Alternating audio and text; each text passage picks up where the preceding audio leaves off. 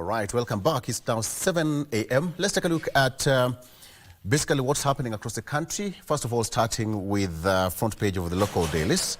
Before we get to this discussion, on the front page of The Star, GMO debate divides Kenyans as hunger bite yields fall. GMO debate divides Kenyans as hunger bite yields fall. Farmers are now earning, their earnings have actually dropped with 3.3 million people facing starvation.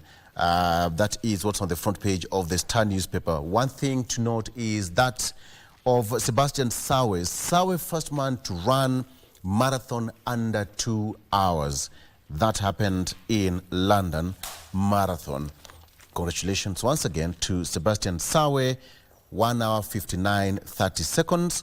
Linda Mwananchi defy intimidation, attract a massive crowd in Kisumu. That was yesterday.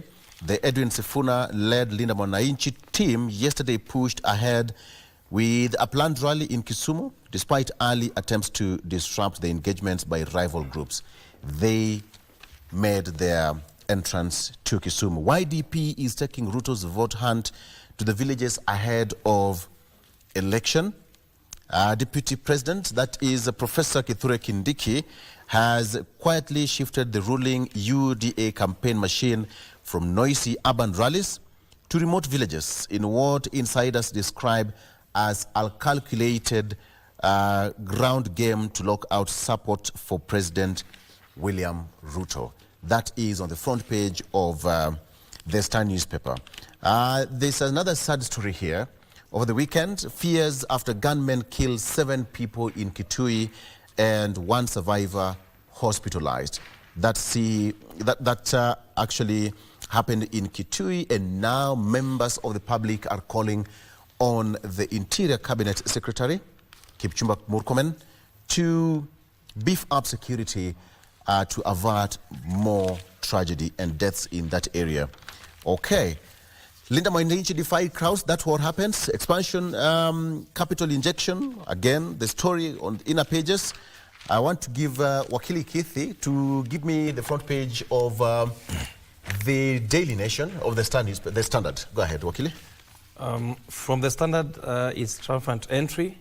On the front page, Kisumu brought back to life as Linda Mwananchi faction, led by James Orengo, Babu Owino and Edwin Sifuna, stormed the city and crushed attempts to block the rally. Now crowds overwhelmed goons, tore down barricades and cleared the way for a defiant procession. Speaker after speaker turning to the government, accusing it of failure and reigniting Antuto chance. Most interesting is the rally revived the spirit of Raila Odinga and exposed a fierce battle for his base, leaving William Ruto and Oburu Odinga facing a restless and convinced stronghold. Absolutely. We'll talk about that. And finally, the front page of the Daily Nation, why civil servants and teachers reject SHA. Why civil servants and teachers reject SHA. We are still waiting for Mwalimu Akelo Misuri to be here. Remember, they signed that deal last week with the Ministry of Health. Teachers, civil servants and doctors, they have got some grievances. Still on the front page, Sifuna Orengo's ODM camp roars in Kisumu. Again, captured on the front page of The Standard. One important thing, Sebastian Sawe's historic marathon run in under 2 hours wins world praises. Another world record set there. There was a very weird and incident that happened in the White House, in the US. Yes.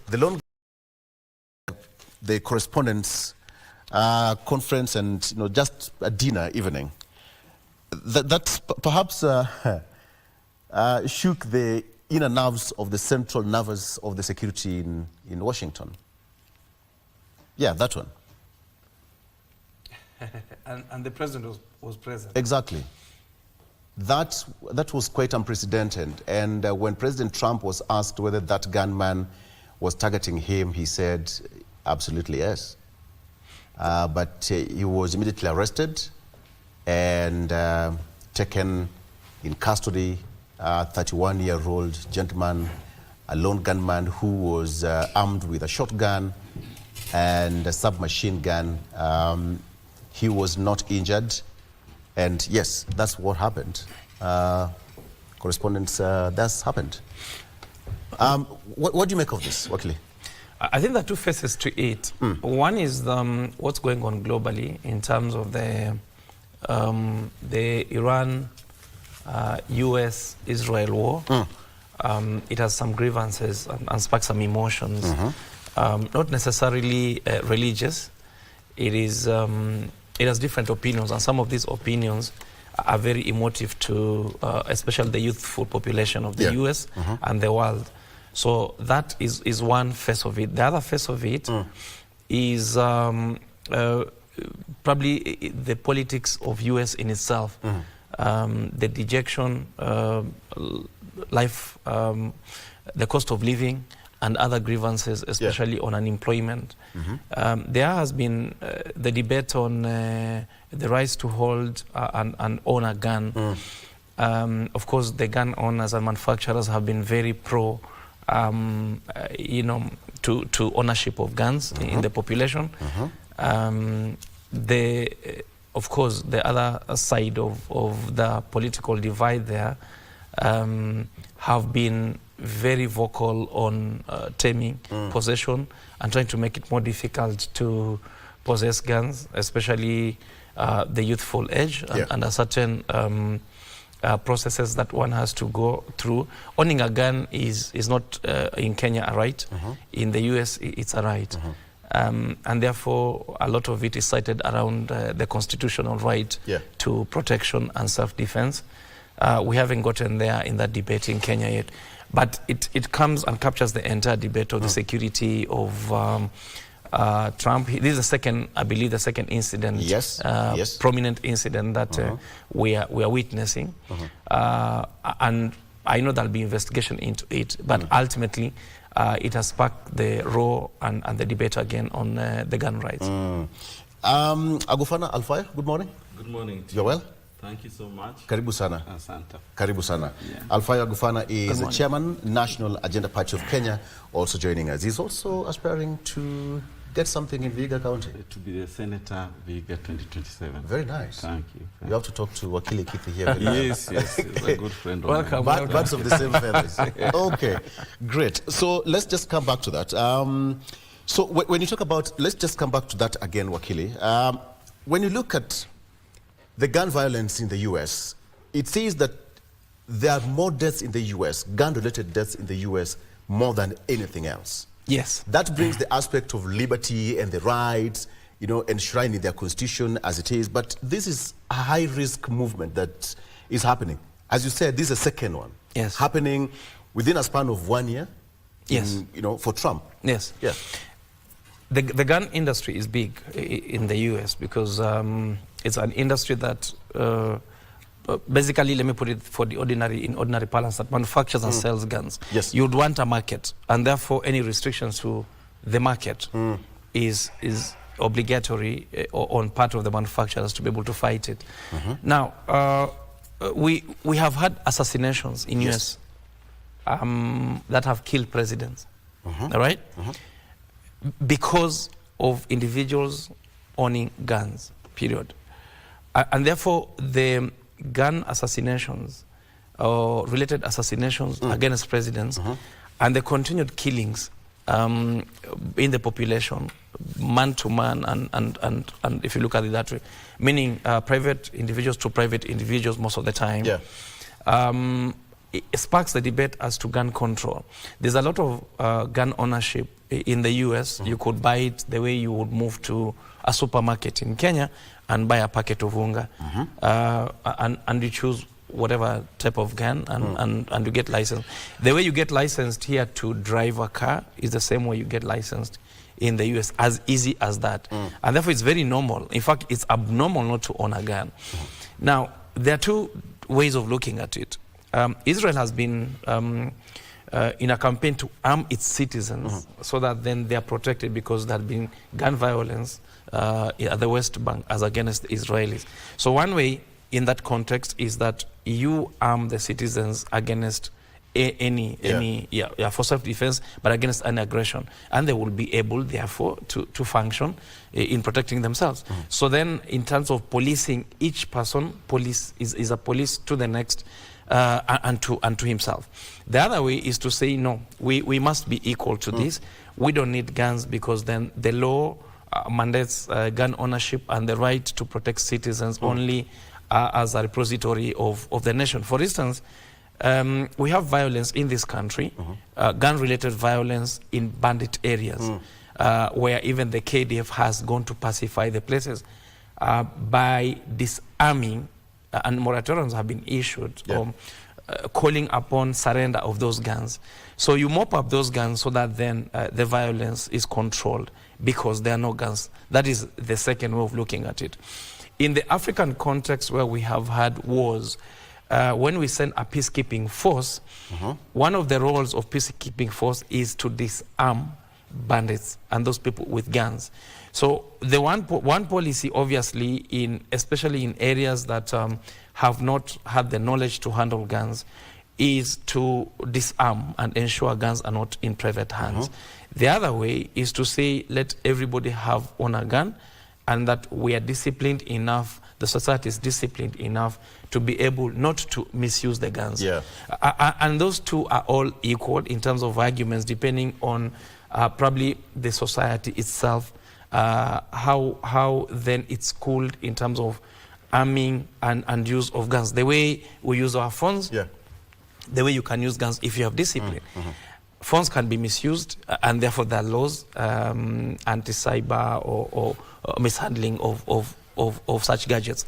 It's the same way. However, is that these phones don't kill.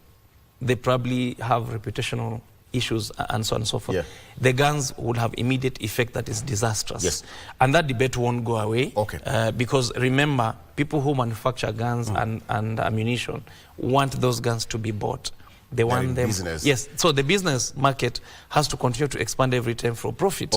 Yet here we understand that it's only the disciplined forces that have the right, probably the sanctity of use and possession of those weapons. Agufana, when you look at this, we have got, there's a world aggression. Whatever is happening across the planet right now, this country affecting that, and there's even actually a ripple effect to that. And US is not, the US has been accused of so many, that the hand of US is firmly on some of these wars and attacks happening across the planet. Perhaps the superpower, as they call themselves, should Trump be a worried man? Because if you are being attacked by your own son in your own ground, where you would expect Secret Service to be almost everywhere, more than the attendees at that function, there must be a very big worry for the US. I think, to me, I can describe what is happening to be kind of cognitive dissonance. You can rightfully see that this is a danger, but you still want to sustain it. The reason why that should be, you are left wondering why. In my view, and even from the original constitutionalism, the point was that governments should be formed to protect and to run the affairs of the state. And that the government should be the only one that has the instruments of violence. And of course, then with all the arguments made, whereby maybe you are arming for the citizens to protect themselves, those rights also have limitations. When you look at it again from the global perspective, like the way you want to say, I mean, as you are asking about America, I think, of course, America also has gone rogue.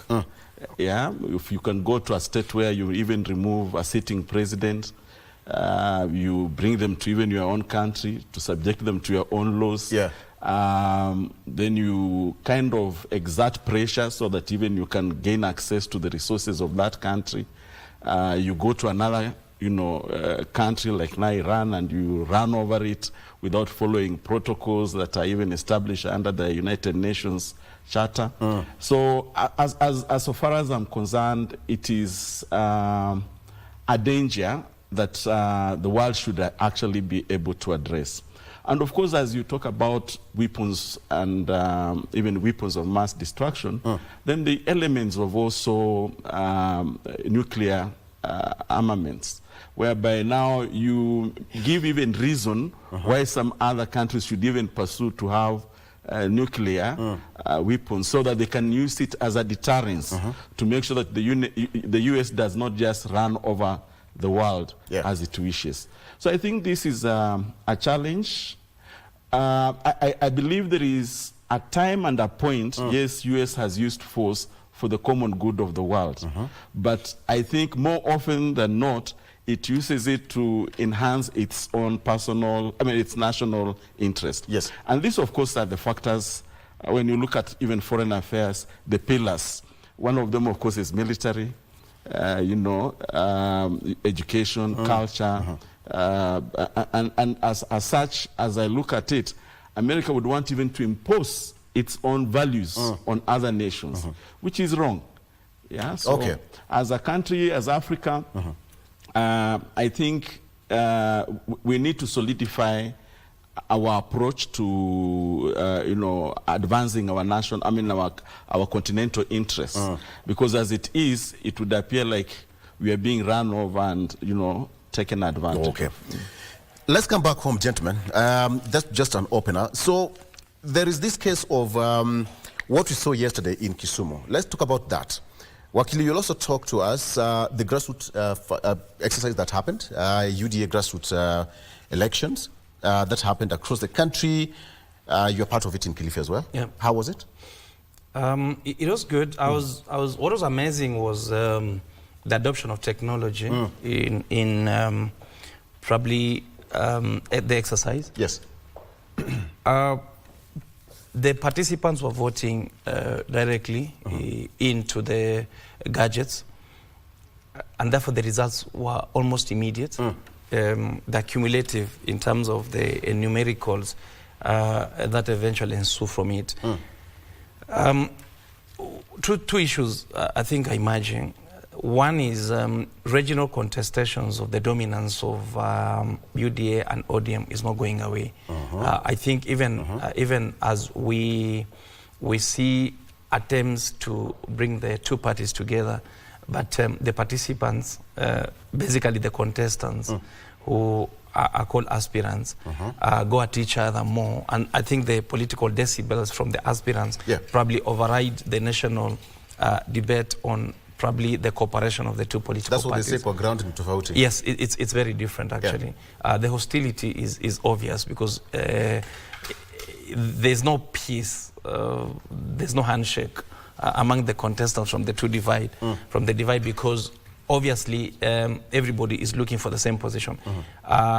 Then number two, and what is important was that I think there's a shift. The areas that are solidifying around I don't want to call it radicalism, but the youthful pursuit towards an identity, which is basically what is probably shaping up now, and a shift from what was probably Raila's face as the dominant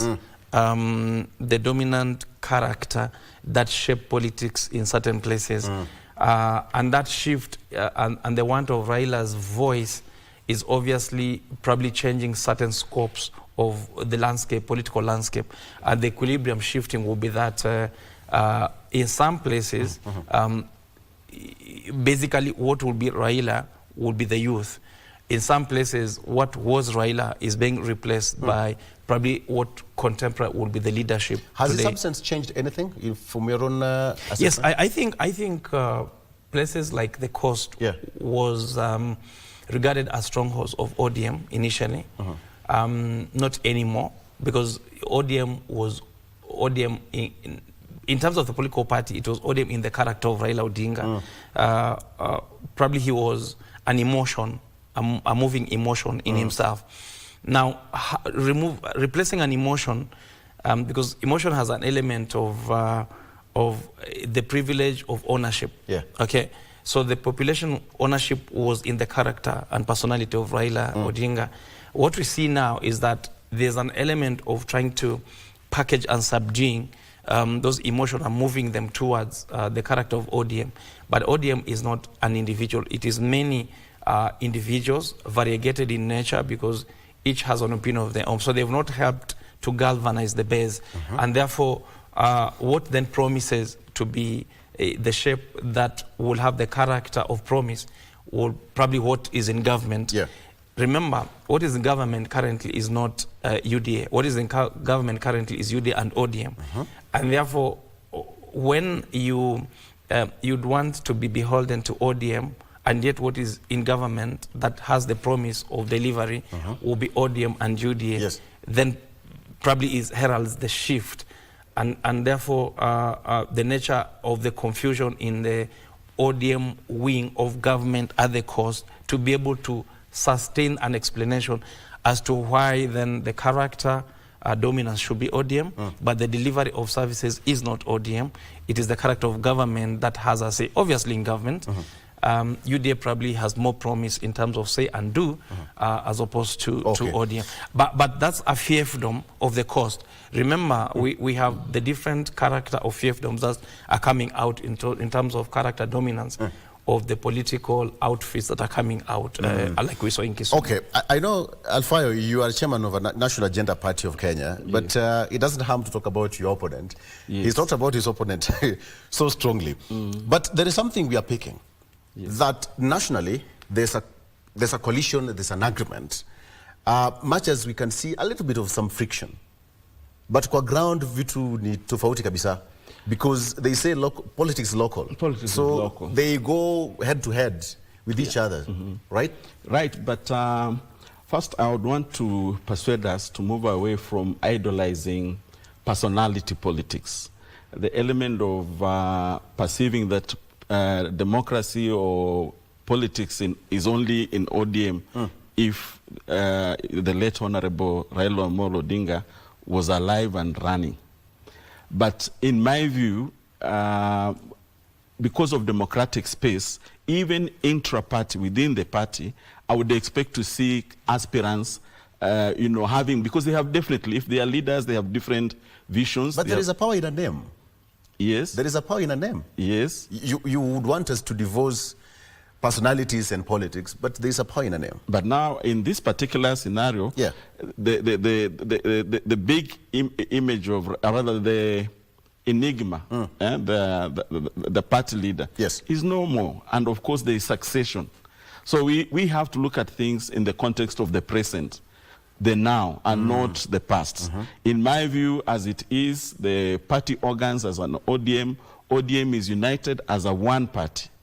Because as I keep on saying, political parties are institutions. So therefore, when you look at it, are they processing the issues of, if it is parliamentary, if it is in terms of the policies they are coming up? Some people say, oh, why are they getting into a coalition? Even when the late Right Honorable was alive, he formed different coalitions. There was OKOA, there was NASA, there is presently, there was Azimio, and there will be continued to have other relationships, like the way now they're trying to create a relationship with the Kenya Kwanza government. So in my view, the issue is, are they addressing their issues attached to their interests? Are they finding it easier to work with a particular wing within the political circles that can serve their interests or the national interests? But then my question was, how things are so different on ground? The national face is actually... I agree with you, but when I look at what we call things are different on the ground, it is, my view is that it is actually very clear that Kenya needs a lot of civic education. We need a lot of political education. We need a lot of voter education. Because as it is, many Kenyans are now running away, talking about people like Sifuna, talking about people like Babu Owino, Caleb Amisi, you can name them. Yet these are the very people who have been in parliament for the last 2-3 terms.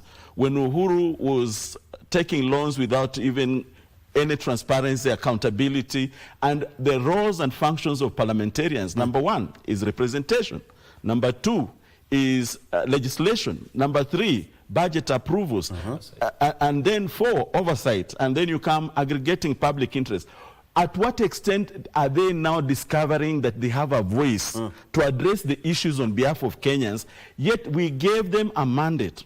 2 terms, 3 terms, they've been in parliament, and they could not actually hold, you know, democracy works when there are checks and balance. And when you have a parliament that actually sleeps, and when now we are going to an election, they come and start running around, cheating the common Mwananchi, they are the ones who are going to save you. Yet they had an opportunity to save, because the biggest problem in Kenya right now is high national debt. Uhuru found when out of 100 shillings, only 18 shillings was going to pay debt. He left when 75 shillings is going to pay debt, and only 25 shillings trickling down. So people need to tell the Kenyans the truth, and let them not try to reinvent themselves as the saviors of Kenya. So in other words, when you analyze, when you say things are different on the ground, it is the responsibility of media to educate Kenyans, not to follow these, can I call them maybe, I don't have a right word for them, but I think they are not leaders. They are not going to save Kenya. Okay. We need a new way of looking at things, be able to analyze and critically look at who is really offering themselves. And the platforms they are trying to form, are they really meant to save us or to save them? And that's what you're planning as a National Agenda Party of Kenya? Of course. That's why National Agenda, first of all, is the keyword agenda, is about issues. Number 2, our party slogan, Utu ni bora kuliko kitu. We need to move away from this element of following people because they have given us handouts to mobilize, to run. We need to actually sit back and think as a nation. Because we need to reboot our software. Our party symbol is a teacher. So that's why even I come to the media quite often here, because I know KBC has a wide reach. And I would like Kenyans to understand that most of the people who pretend to be helping us could actually be our enemies. And that's why I think, again, the political scientists say that there are 5 factors that undermine democracy. Number 1 is negative ethnicity. If you look at even the formations, people are struggling to try and, you know, put together some communities so that we can go in a certain direction. The second thing is weak institutions, where we are talking about like checks and balance. If Parliament was working, it's like a rubber stamp. We end up, even if, as long as we do not look at these particular critical issues, even if we change people, we'll still be where we are. All right. Look at it this way. Wakili, the grassroots elections, the exercise is done. So what are we looking at? Because at the end of the day, it is the party itself. I want to assume that once we have got candidates and the lineup is already here, we will see, as you normally say, a very big gap between UDA and ODM. It will never be a coalition as it is right now. It will be this versus that. Will it serve the national interest of the 2 parties? Important question, which we can only grapple with, and I'm sure there'll be no answer to it. I'm very sure about that. Why you're asking it is exactly that. Because it's a question that searching an answer can only be a battle, can only be in the battle, the political battle. And let me put it this way. There's no political party that would want to get into a coalition and comes out as an undermined party and subdued. Right. No. So when you go to a coalition, it's because it's like a collabo, a musical collabo. If a musician gets into a collabo with another, the logic, not always, but the logic will be that it improves your stature and standing, and you gain. Okay? So in both, there should be a way to gain, political gain. Now, 2 things about democracy.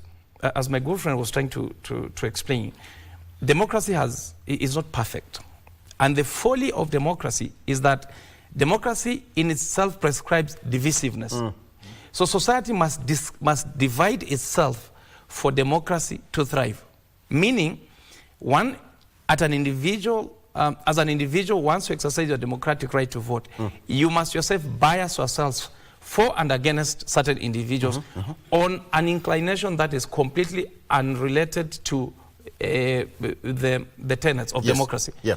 It could be tribal, it could be religious, you could vote on account of gender, on anything. And the Constitution does not prescribe how you vote. It doesn't tell you vote on the following things. Neither is there anything compellable that tells you how to vote. And therefore, it is left onto an emotion. So the voting process is emotionalized on account of the fact that then it goes through a campaign process that takes into takes the character of emotionalizing the population for purposes of getting the most thin, let me say, the most vulnerable side of the human population. So when you get you get the vulnerable side of the society, logic steps out. It goes out of the window. Right now we have a chance to address issues, and we can be logical.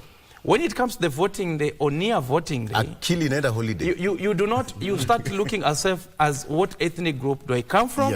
How do I benefit from this?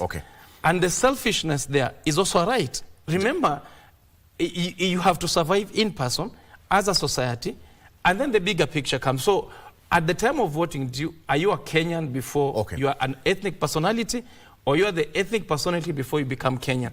And remember, we all agree that politics is local. So you have to retreat to an ethnic origin. Let's take a break. Omwami is here, and Omwami, have to serve you tea. You know what I'm saying? Yes. Very good. So let's take a break. We still have got plenty to talk about. So stay with us. We'll be right back shortly.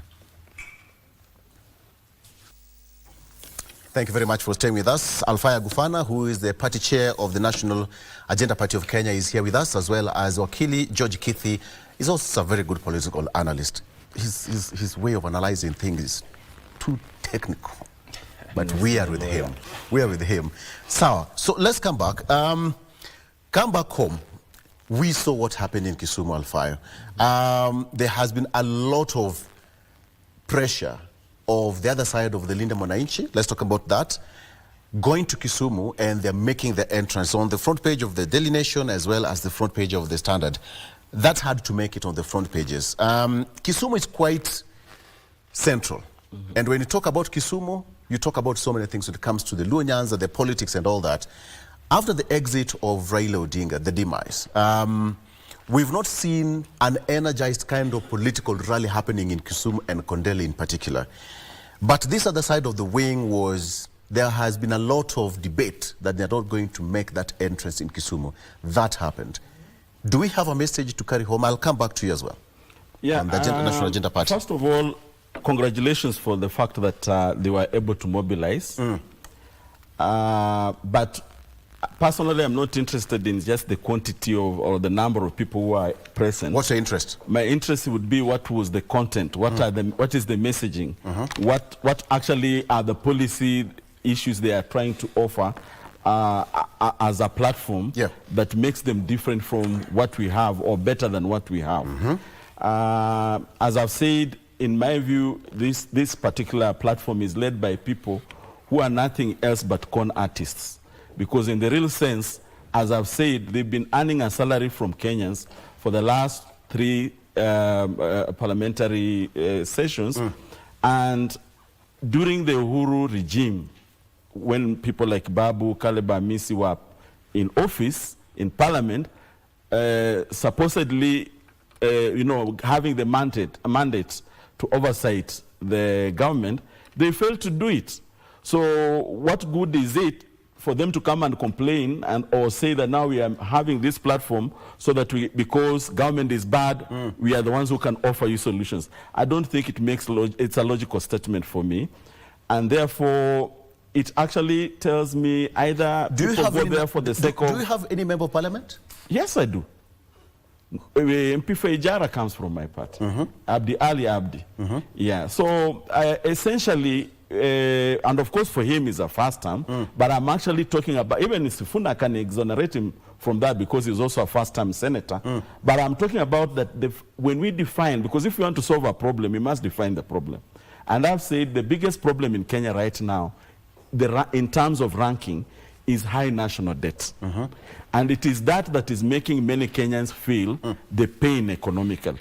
Because out of every 100 shillings, we have to use a lot of that money to pay for debt. Yes. And I said Uhuru found when only 18 shillings was going to pay debt, and left when 75 shillings is going to pay debt.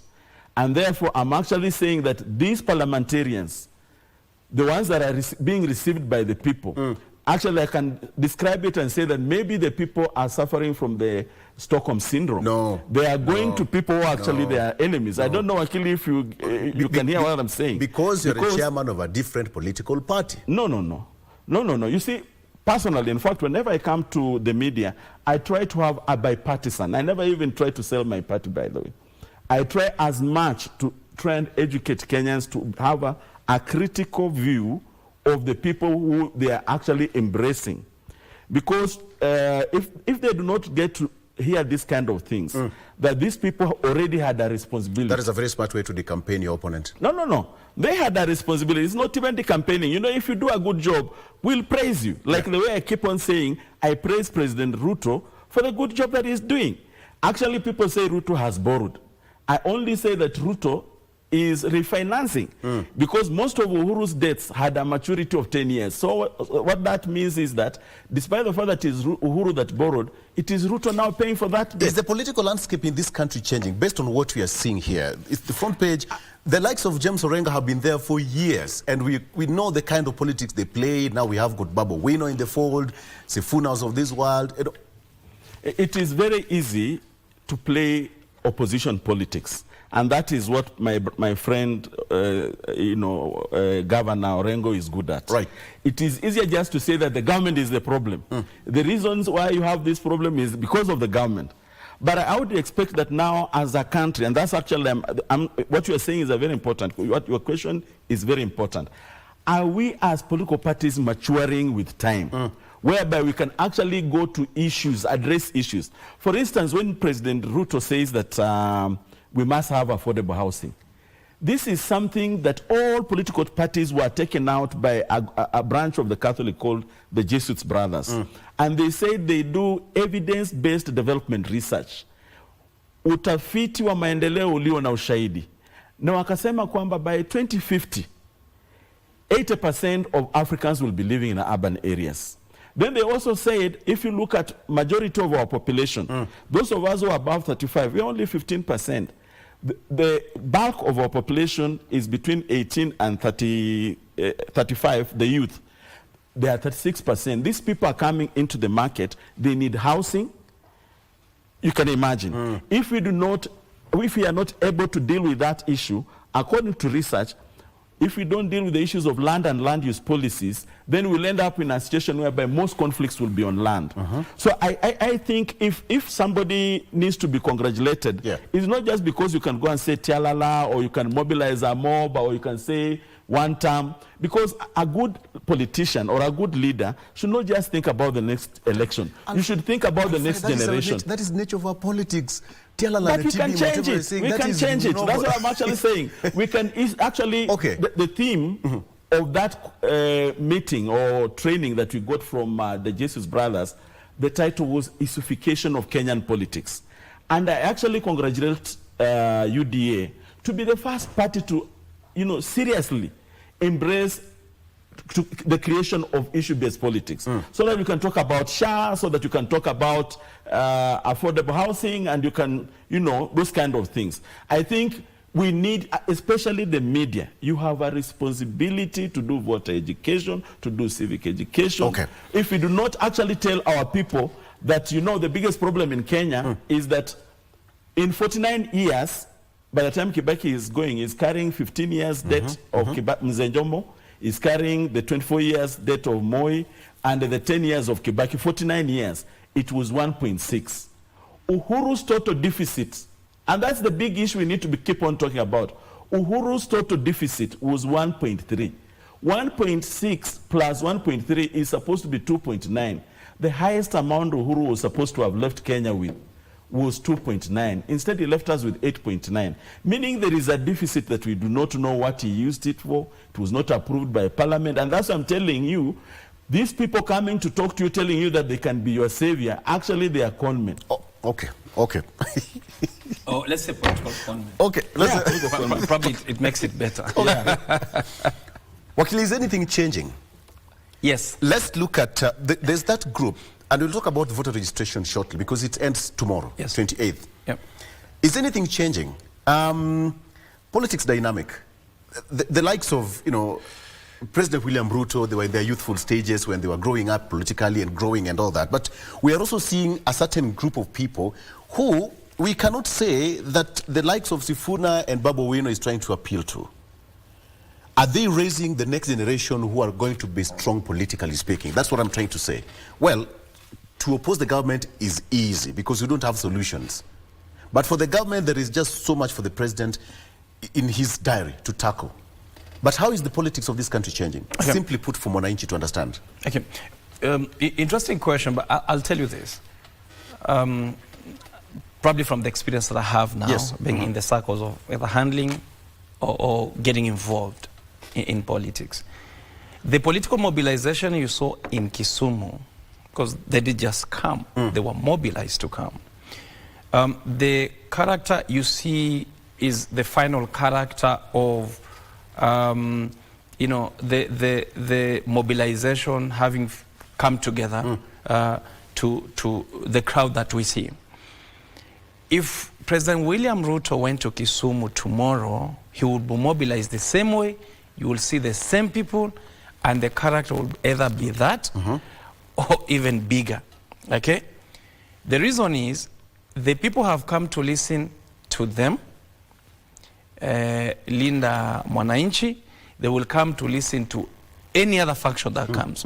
And it is the responsibility and the civic responsibility of any Kenyan to listen to the leadership, what this offers and what the other offers. So the fact that you've mobilized a crowd does not mean you have the votes. Believe you me, votes are not in rallies. Rallies is a marketing environment where you market towards populism or being popular. And it comes with a dance, it comes with songs, and at times no policy are sold there. For you to convince a Kenyan, and I'm saying this from experience, it is not the standout performance at a rally, unfortunately. You may get 2 or 3 or a certain percentage of that population your way, but not because you've danced your way. It is because you have said something that they've taken home. So that then the clarion name calling at rallies does not necessarily affect the ground. What happens is, and I'm saying this because I've seen what polling stations do. When you go to the polling station, the very basic unit, the fiefdom, the smallest fiefdom in the electioneering process, that is where you get to discuss issues. That's where a person will tell you about the toilet in a primary school, the leaking roof. That a person will tell you about the road. Those are the issues that will be basic and local to be addressed. They will not, but when the same person leaves the polling station, the village, the primary school, the secondary school, the church, and goes to a rally, that person first will be mobilized. He won't just leave. He will go having been mobilized through money or through a promise. Sometimes it's the curiosity. When you get to the rally, you will listen probably to you know what happens at that rally. Yes. You will participate, you will shout. And by the way, clarion calls are clarion calls. When you say habari zenu, everybody will shout back. Ni mwizi si mwizi, everybody shouts back. Because it's unison in nature. It doesn't mean when you live there, then you've packaged the other person as mwizi. Forget it. You have to go down and explain in probably in the character of what a debate or a town hall will be, and say, why is the person a thief? Why is the person not doing what he should do? And therefore, what I want to say is rallies are good because they emotionalize, they bring the character of emotions out of the people. But again, most importantly is, because you said we'll discuss about voter registration. By the way, curiosity, the people who come because they're curious of those rallies, if you're going to call out and say, now how many votes do I have there? A lot of them don't even have votes. A lot of them don't have votes. Votes are not rallies. Votes are what then you package individually and numerically by getting into the very little units at the stations, at the villages. And let me put it this way. Eventually this coalesces into a character that forms what you call a formidable force that becomes a movement. Hitler was a character that mobilized in the same way. Eventually, what happens to him is he was elected because he became a wave. Very now, good. that's how a wave is born. That's what I wanted to ask you. That's what I want to ask you. There's a very big difference now when you talk about issue-based politics. And I totally agree with you. You have to give me something to carry home. But the common mwananchi in Kenya loves, the mobilization and the euphoria that comes with the political rally. At what point do you have to sit this person down and say, guys, we are done with the political rally, let's have a town hall, let's talk about issues? Are we in a position as a country to start coming and concentrate and talk about issue-based? Because you've talked about it, Afayo, but the political rally will still have to work some magic for them. Now, he talked about the fall of democracy. The principle of democracies, the pillars of democracies, as it were, for those who fashion democracy, one of the issues is they're beholden to the literacy of the society to be able to discern the good and the bad. But an illiterate society, not necessarily a school society, those are two different things. Even a professor can be literate politically. You know why? Because once you're emotionalized and you say something like, and I must probably that's what politicians yes, and you must say like... They pump in emotions. Put it this way. We are voting in a new constitution in 2010, right? Right. A professor tells me, and this is an example I'm giving, kama baba ameisoma, I don't have to read it, a professor. You see, the illiteracy is different from schooling. So he can read it for himself, but he's saying, if he has said it politically, pronounced himself that it's good, then it's good because a politician has said it's good. And because I look at the politician from an emotive point of view, right? And therefore, as to the question of the movement, forming a movement towards execution of usurping power, okay? Because that's what politics is. The actual debate in democracy is in the small units and the fiefdoms that we go, or you have to go and debate with the people in the small villages. But in the fall of democracy, if then you emotionalize the society, they will miss the detail. Let me give you an example. There are many complaints, and I know that because I have colleagues there, I have friends there. There are many complaints against Orengo in his backyard as governor, right? He has not performed, and people say so.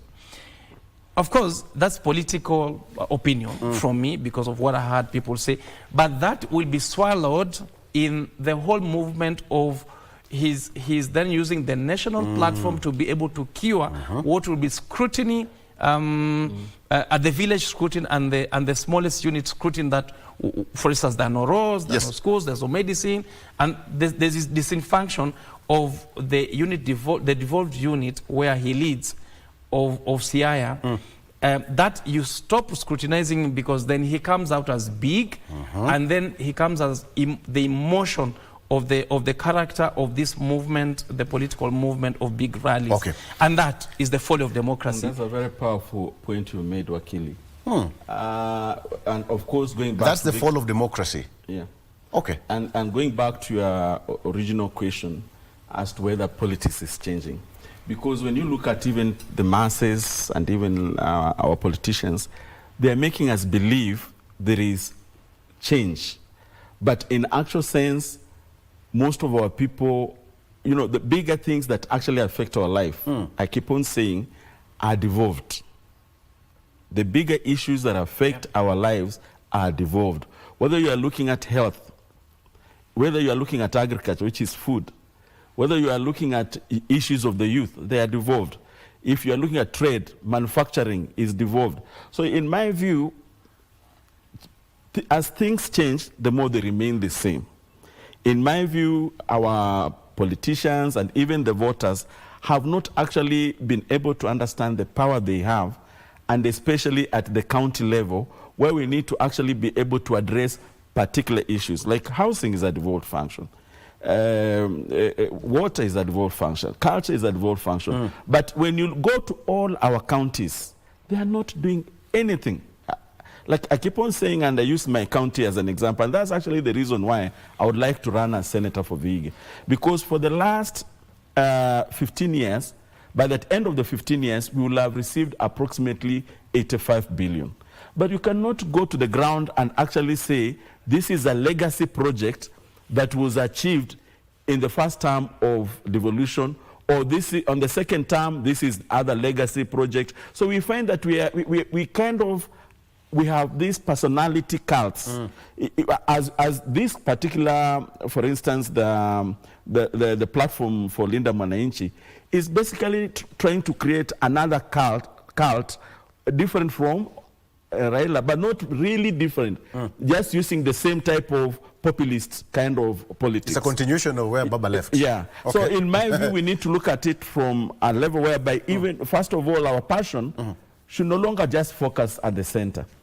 Because that's why devolution was there. We should actually be able to say, where I come from as a professional, can I be able to organize a group that can go to do public participation when my governor is trying to discuss how they are going to allocate resources. And as long as we do not address these particular issues, we'll end up with money being stolen, and the governors have a lot of money in their pockets. Some of them come to these Somali money transfer agents, and they take money abroad without even following the I don't know, they call them dashi or something, whereby they are able to convert into some of the currencies into a way that even cannot be stressed by the state. Yeah. So in my view, those are the issues that we really need to look at. Okay. But probably, if you may, okay. Are we missing the point as Kenyans? Why did Baba fight for devolution? Because he fought for democracy. Then he fought for devolution. That was his second, probably liberation, if I have to put it that way. He fought for democracy and then devolution, because then we needed to remove resources from a centralized, management into a decentralized management in devolution, where the resources are managed by the people themselves. What's probably confounding here is when a person is running a devolved unit, where lots of the issues that have been devolved are within the his management, like a governor. Then you come to the national platform and accuse the president and the government of not doing what you are supposed to do at the devolved, of hunger. And agriculture is devolved. When you accuse of lack of housing, lack of infrastructure, when you receive billions of money, where you're supposed to administer change at the village when you're governor, but then you want to confound that by coming to the national space and accuse the national government of not doing what a devolved unit will do. You know, when you do that, then you are being a con man, like he's put it this way. Can I ask you a question based on what you said? So does it mean that Wanjiku is not putting the leaders on the hot seat? Yes, especially the governors. You know, a substantial part of life of Wanjiku is local, with your governor, with your local leadership. That's why how we designed the constitution. We wanted leadership to be localized. A governor is a localized individual in Taveta, in Kilifi, in Vihiga, whatever it is. Let's take an example of SHA. In my county, they received last month, they received 1.4 billion from SHA. You get that? Yeah. Yet, let me put it this way, health is devolved, so counties have to run matters health. The insurance fund collects money, the SHA is supposed to offer services. But as hospitals are run, like here in this county, I'm happy about the governor. He's made almost every hospital to look like a parastatal. They have a CEO, they are supposed to have deliverables. But when they receive, they've offered services. And after offering services, they will invoice SHA. And then SHA needs to give them the money. But when they receive that money, what are they supposed to do with it? To look back in their health facility and see, are the staff motivated? Equipments and services being offered correctly. But you see now everybody, even as we speak, they're just looking at the top. Yet in my view, people must go to the counties. I encourage every Kenyan, go to your governor, go to the executive committee member in charge of health and tell them, let's walk to our health facilities. Democracy cannot thrive unless there is eternal vigilance. Thank you. There is an internal vigilance. Yes. That calls for a break. Thank you. Director says so. We'll be right back. Wakili, you are saying something. I'll give you a minute to finalize. Okay. Let's talk about the voter registration. IEB says that they're doing very well. 1.5, 1.8 thereabout. That's around 75%. Their target was 2.5 million. Let's talk about that when we come back after this break. Stay with us.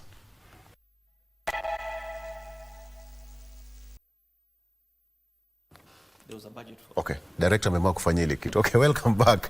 Okay, to the final stretch of this discussion, quite interesting one. It's 8 a.m. If you're just joining us, you've missed so much. But let's do this. Wakili, let's come back. There's a question I asked you. The most important person here is the employer, who is Wanjiku. Yes. In the next couple of months, Wanjiku will go and employ somebody to represent her. Yes. But at some point, Wanjiku will just forget about her duty and say, because Kithi have given you the seat, you're the senator of Kilifi, and Alfayo, you're the senator of Vihiga, go do your thing. And you give me your report card after 5 years. I shall have forgotten about my civic responsibility and given you all the powers to your hands. You see, I agree with you.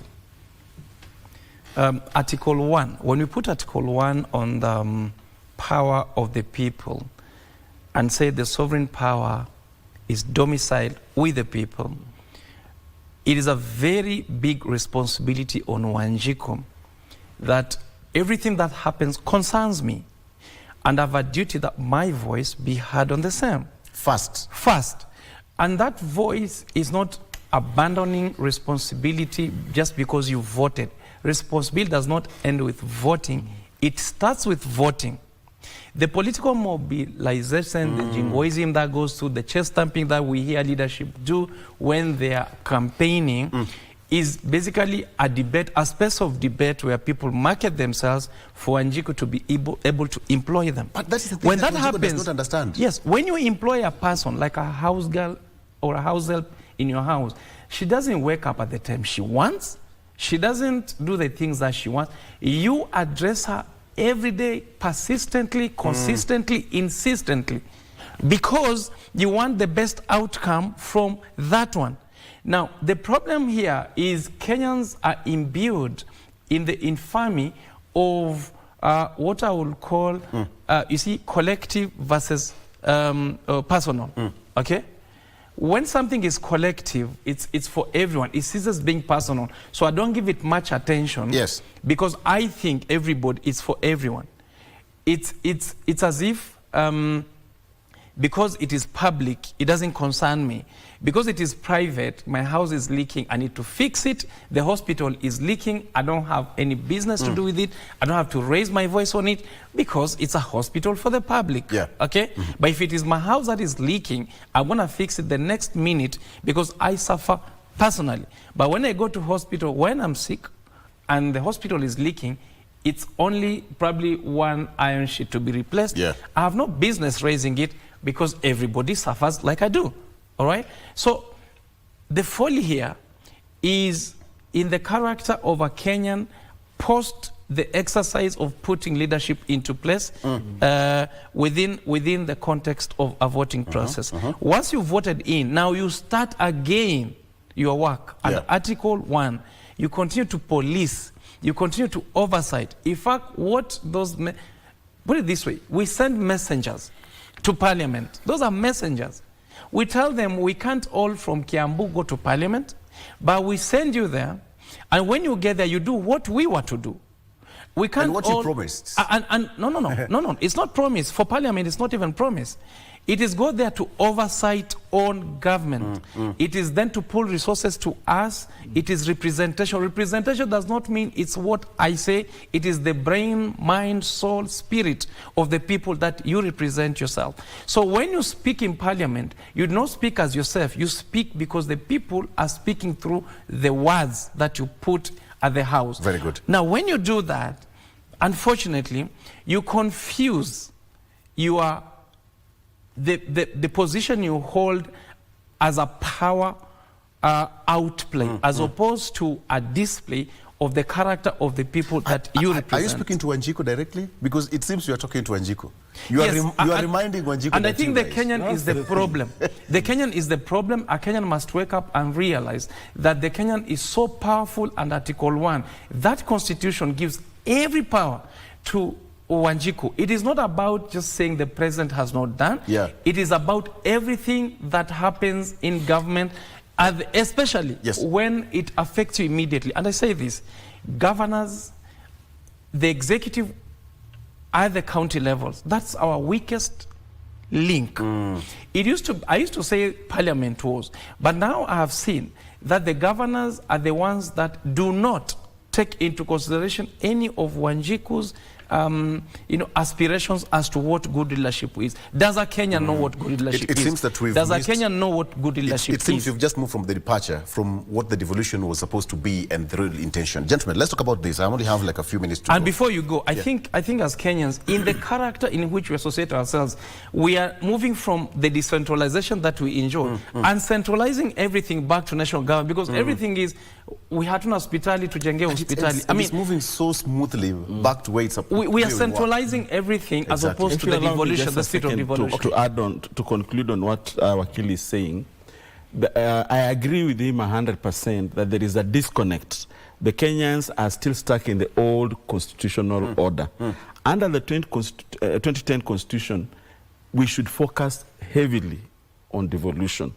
But in addition to what also he said, there is this position, like in the example of Edward Ouko, the former Auditor General, trying to say that money is lost. But as sitting president then, going ahead to castigate him in public and saying, wewe unaandika vitu kwa magazeti, kwani magazeti ni ya nini? Si magazeti ni ya kufunga nyama. I walked and surveyed across, where people sit and talk.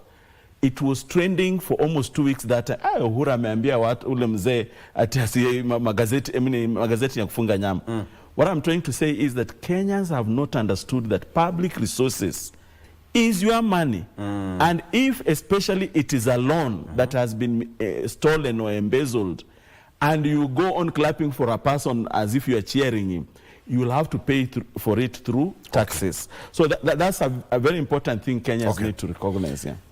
Okay, I want us to hit this. Finally, Director is trying to say something. So we are coming to the close of the listing. That is tomorrow, 28th. And IBC, according to them, 3-4 days ago, the latest update was that they did 1.8 million out of a target of 2.5, which again was a good move. But between 4 days ago and till tomorrow, probably we shall have hit 2 million mark, 2 point plus. That's a good point to start for Ethicon and his team, just being in office for just a few months, Wakili. Well, I don't think the focus is on the performance of IBC. IBC has a budget. That money will be expended anyway. I think from the emotions that we saw in the Gen Z protests, from how they've been basically organizing themselves, we thought it was going to be almost like a revolution. They were going to register in numbers, record numbers, for purposes of bringing change, purpose of expressing themselves, and the voice in the vote. The disappointing part is that, and I say this because we have today, I personally probably have experience where youth have to be ferried, sometimes paid to go to register. And register. Like, why am I spending my day on a line or at a line to register as a voter? and you pay me for it. If you want me to register, then pay for it. It's sad because that voice of the youthful voice that we had was one of the most dominant, independent voices that we've seen in this country. That ought to have been transformed, transformed into a formidable potential that can bring the change and the voice that we need in this country. And it's very unpatriotic not to register yourself as a voter. It's very unpatriotic not to even participate in the next general election. And therefore what it means is, yes, the platform can be provided by whatever institution for you to register yourself. IEBC have provided that. The question is the inertia, the mental disconnect between leadership and character, the outcome of what leadership in 5 years will be, and the voter registration now is probably not being appreciated by the population. I have to cut you short. Thank you. We have to pay some bills. You know what I'm saying.